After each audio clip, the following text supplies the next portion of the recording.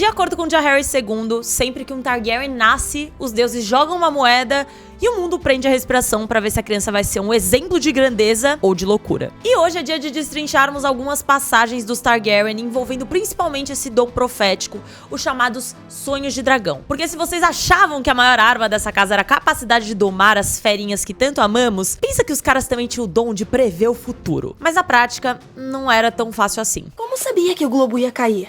Eu não sei, Ray. Foi esquisito, eu vi na minha cabeça. E aí aconteceu. É dito que o sangue dos Lordes de Dragão é tão intenso que ele realmente é propenso a gerar um tipo de insanidade. E também tem um quê científico de incesto aí, né? Os Targaryen são uma família que normalizaram o incesto e praticaram esse costume por séculos antes mesmo de chegarem em Westeros. Apesar das loucuras, uma coisa é fato: os caras tinham muito poder. Eles eram os únicos em Westeros capazes de montar dragões. Mas esse não era o seu único trunfo. Eles também eram profetas. 12 anos antes da perdição de Valíria, o evento cataclísmico que erradicou a cidade de Valíria, assim como todas as famílias e dragões que ali viviam, era sabido que apenas os filhos da floresta, os Videntes Verdes, tinham a habilidade de receber visões metafóricas enquanto dormiam, os chamados Sonhos Verdes. Isso até Daenerys Targaryen, a sonhadora, prever a perdição de Valíria. Ao invés de levar a sua visão como loucura, Aenar, seu pai, vendeu todos os seus bens e terrenos em Essos e voou com sua família até Pedra do Dragão, em Westeros. A perdição realmente veio a acontecer e não deixou nenhum sobrevivente. Portanto, Aenar e sua família foram marcados como os únicos montadores de dragão existentes à época. A gente não sabe a fundo a história completa dos Targaryen capazes de ter sonhos de dragão, nome dado aos sonhos proféticos tidos por pessoas com sangue de dragão, isso depois da chegada deles em Westeros e tal, principalmente porque eles guardavam esse dom como segredo. Mas claro que a gente tem uma informaçãozinha ou outra. A gente sabe por revelações do autor das obras, o George R.R. Martin, que o Aegon, o Conquistador, também tinha sonhos de dragão e que a conquista dos 7 reinos foi executada com base em um sonho no qual ele viu a ameaça da longa noite chegando. Então, basicamente, além dos dragões, os caras também tinham essa parada mais que demais de profetizar algumas coisas. No final do dia, eles podiam até perder os seus dragões, mas a possibilidade de terem sonhos proféticos se manteria na linhagem de qualquer forma. Sobre os profetas, além do Aegon, a gente tem alguns relatos sobre o príncipe Daeron Targaryen. É importante citar o Daeron porque ele aparece em Um Cavaleiro dos 7 Reinos, o livro com 3 contos que relatam as aventuras de Dunk e Egg, sendo Dunk o escudeiro do Egg. Esse livro vai ser adaptado como série, já temos essa confirmação e até a primeira imagem da produção. Enfim, em uma passagem do livro, Daeron conta ao Dunk sobre um sonho que ele teve. Um grande dragão vermelho cairia sobre o Dunk, morto, mas o cavaleiro sairia vivo dessa situação. O Daeron disse que não sabia o que isso significava, mas que seus sonhos costumavam se realizar. Portanto, ele tinha medo do Dunk, porque esse sonho podia indicar que ele machucaria a sua família de alguma forma. No final do dia, o sonho acabou sendo metafórico, referindo-se à morte do príncipe Baelor Targaryen, que faleceu nos braços de Dunk. Ou seja, existem formas e formas de interpretar os sonhos proféticos. Exemplo bom disso é Daemon Blackfyre, o filho bastardo da princesa Daenerys Targaryen e do rei Aegon IV Targaryen. Ele sonhou que Dunk se tornaria Lorde Comandante da Guarda Real, sonhou com as mortes dos seus irmãos, Aegon e Aemon, e com ovos de dragão se chocando dentro de um lugar com paredes brancas, um castelo pálido. A morte dos irmãos realmente rolou, no sentido literal, mas, por exemplo, o Dunk, ele se tornou Lorde Comandante, mas não da Guarda Real atual. Ele se tornou Lorde Comandante da futura Guarda, durante o reinado de Aegon. Por outro lado, o ovo de dragão rachando em um castelo também não fazia referência a um ovo de dragão literal, mas sim a coroação do príncipe Aegon V. Um detalhe importante é que essas visões, esses sonhos,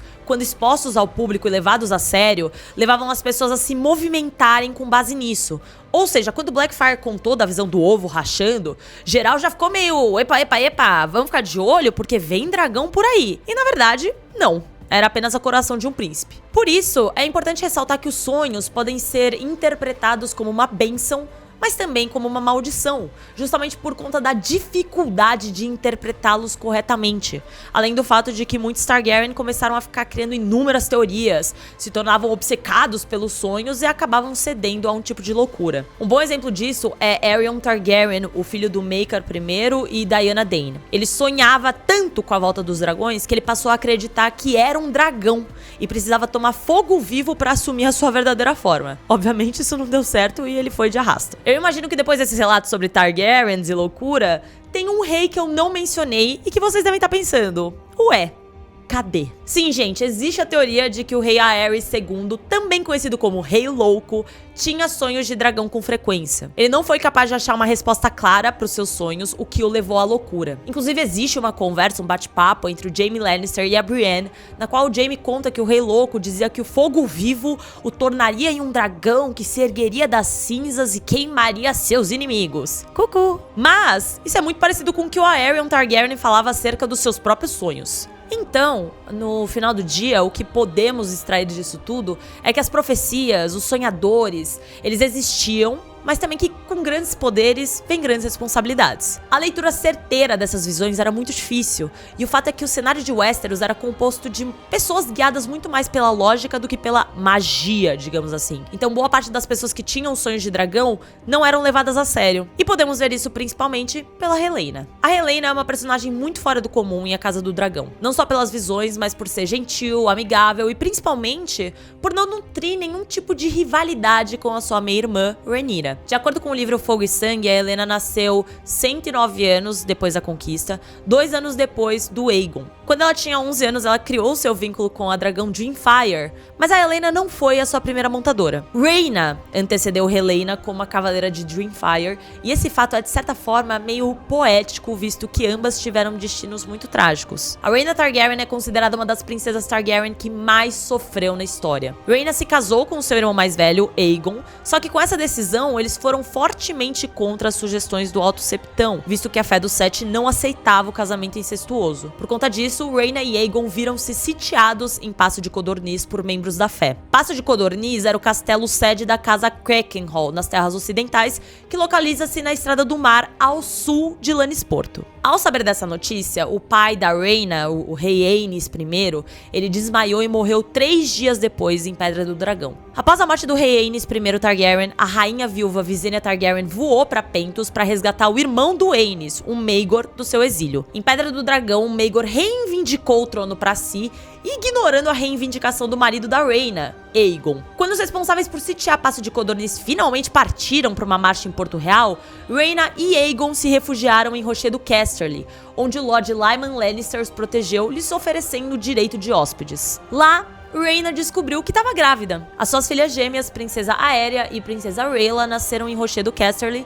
no ano seguinte, em 43 depois da conquista. Após seu nascimento, o Alto Septão as proclamou como abominações nascidas da luxúria e do incesto. De acordo com o mestre que servia em Rochedo Casterly na época, a Rhaena implorou pro Aegon que eles fugissem pro Mar Estreito, saindo do radar do Maegor, afirmando que ela estaria disposta a dar sua vida por Aegon, mas ela não queria arriscar a vida das suas filhas. O Aegon recusou, no entanto, porque ele estava determinado a reivindicar o seu trono, roubado, entre aspas, por Maegor. E essa, meus queridos, foi a verdadeira primeira guerra civil dos Targaryen. Pra quem achava que era a Dança dos Dragões, não, porque rolou essa versão pocket com Aegon versus Maegor antes. Óbvio, não foi uma carnificina como o que estamos vendo em A Casa do Dragão, mas rolou treta feia entre familiares. Diante dessa mini guerra civil, o Aegon perdeu pro Maegor. O marido da Rhaena faleceu na chamada Batalha Sob o Olho de Deus, e algum tempo depois, o Maegor convocou a Rhaena pra Porto Real e casou com ela, a fim de unir suas reivindicações, evitando assim novas rebeliões. Casamento bom esse, viu? Porque a Rhaena diria mais tarde que ela tentou matar o Maegor com uma adaga escondida sob o seu travesseiro durante a noite de núpcias. Após a morte de Maegor, Rhaena e seus irmãos, Jaehaerys e Alysanne, voaram em seus dragões para Porto Real para reivindicar o trono para Jaehaerys. Daí pra frente, gente, foi só pra trás. Primeiro que a Rhaena não conseguia encontrar ninguém que não quisesse estar com ela por interesse, seja por dragões, seja por ter uma brecha de proximidade com o trono. Ela foi pra Pedra do Dragão, mas a sua filha e a sua melhor amiga odiavam tá lá. Inclusive a amiga saiu de Pedra do Dragão porque não aguentava mais o lugar e aproveitou pra roubar 3 ovos de dragão. Pois é, com amigos assim. Sua mãe morreu, sua filha morreu, ela enfrentou uma epidemia em Pedra do Dragão, todo mundo foi adoecendo e morrendo, só pra descobrir depois que, na verdade, tava todo mundo sendo envenenado pelo seu próprio marido, o Angel Farman. Daí, ela ordenou que ele fosse castrado. Enfim, gente, só tragédia. Isso tudo pra dizer que pode existir um padrão no fato da Dreamfire ter montadores com vidas trágicas. Pois bem, voltando a Helaena, aos 13 anos ela casou com seu irmão Aegon e eles tiveram gêmeos, Jaehaerys e Jaehaera, e algum tempo depois o caçula Maelor. Era dito que Aegon e Helaena não eram um casal uau, super apaixonado e próximo. Reza a lenda que o Aegon mal falava com a esposa, ele só cumpria os seus deveres como marido e acabou. A Helaena foi informada da morte do seu pai um dia depois do ocorrido e é dito que ela não foi contra a manobra da sua mãe de colocar Aegon no trono ao invés de Rhaenyra. A partir do dia da coroação de Aegon, começou o trágico e curto reinado de Helaena. Ela sempre foi considerada pelo povo de Porto Real como uma persona honrosa e carinhosa, ao contrário de seu marido e de seu irmão Aegon e também do seu outro irmão Aemond. Ela era uma das poucas no conselho do Aegon que sempre propunha paz ao invés de guerra. Inclusive, quando o Grã-Maestre Orwyle sugeriu que fossem oferecidos termos de paz com os Verdes, a Helaena foi a primeira a apoiar. Bom, após a coroação do Aegon, a Helaena criou o costume de levar seus filhos para os aposentos da avó, Alicent, antes deles dormirem. Um dia, no retorno da ida a esses aposentos, ela se deparou com sangue e queijo. E bom, vocês já sabem qual foi o resultado desse encontro. Jaehaerys, o seu filho, foi morto na sua frente, e é dito nos livros que após esse acontecimento, ela nunca mais foi a mesma. Que ela basicamente se rendeu à loucura. Depois desse evento, Aegon e Helaena passaram a dormir em quartos separados e a Helaena era frequentemente encontrada chorando pelos cantos do castelo, se recusando a ver seus outros filhos. Como vocês puderam observar, essa descrição da Helaena é meio diferente do que a gente viu na série. Na série ela é mais introspectiva, gosta de insetos, não se envolve em políticas, não dá opiniões. A Dreamfire existe, mas não a vemos muito. Porém, contudo, entretanto, temos uma cerejinha do bolo que a nossa Helaena da série se diferencia da do livro. Ela claramente tem sonhos de dragão. Ela previu a perda do olho do Aemond, previu o surgimento de Meleys do Fosso de Dragão, previu a morte de Jaehaerys. É interessante porque nos livros a Helaena, após sucessivas perdas, ela começa efetivamente a perder a cabeça e ceder à loucura e depressão. É capaz que a ideia de colocá-la como uma pessoa capaz de ter sonhos de dragão só dê mais aval para a perda do controle em se tratando de inúmeras vozes e pensamentos descontrolados desencadeados pelas visões. A conclusão que chegamos é que ser um profeta acaba se enquadrando como uma faca de dois gumes, envolvendo pessoas que não foram capazes de aguentar toda a pressão ou foram impetuosas demais a ponto de não interpretar seus sonhos de forma racional. Talvez se a Helaena tivesse se casado com outra pessoa ou nascido em outra família, os seus poderes proféticos seriam levados mais a sério. Mas como vimos, isso poderia gerar consequências também. Na minha mais humilde opinião, eu acho que o Viserys teria sido o único a levar a sério os discursos da Helaena,